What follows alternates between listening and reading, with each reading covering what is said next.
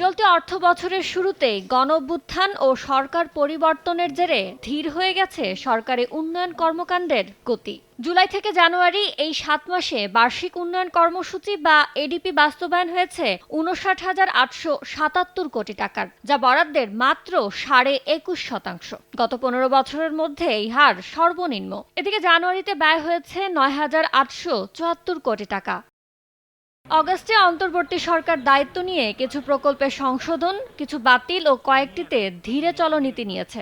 এতে উন্নয়ন কর্মকাণ্ডে খরচ কমে ব্যবসাতেও প্রভাব পড়েছে বলে জানান সংশ্লিষ্টরা। যদি ইনফ্লেশন কন্ট্রোল করেন তাহলে একটা গ্রুপকে আপনি দারিদ্র্য সীমা থেকে নিচে নামা থেকে আটকাতে পারবেন, কিন্তু আপনি যদি স্পেন্ডিং বন্ধ করে দেন আপনি কিন্তু আরেকটা গ্রুপকে তখন দারিদ্র্য সীমার নিচে নামিয়ে দেবেন। So it's a question of কার উপরে ইম্প্যাক্টটা সবচেয়ে বেশি পড়বে।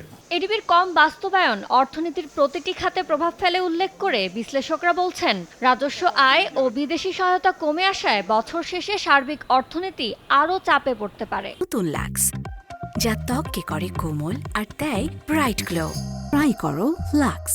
এটিপির কম বাস্তবায়ন এবং আসলে অর্থ বছরের শেষে গিয়ে কতটুকু বাস্তবায়ন হবে সেটাও আমরা জানি না। রাজস্ব আদায় কম, বিনিয়োগও কম, তো সব মিলে দেখা যাচ্ছে কর্মসংস্থানও কম হচ্ছে, আবার বিদেশি বিনিয়োগও কম আসছে, আবার অন্যদিকে দেখা যাচ্ছে প্রবৃদ্ধিও কমে যাচ্ছে।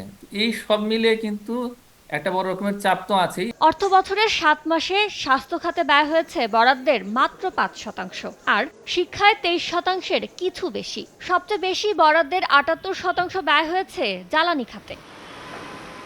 ইয়ানুর শিফাত, সময় সংবাদ, ঢাকা।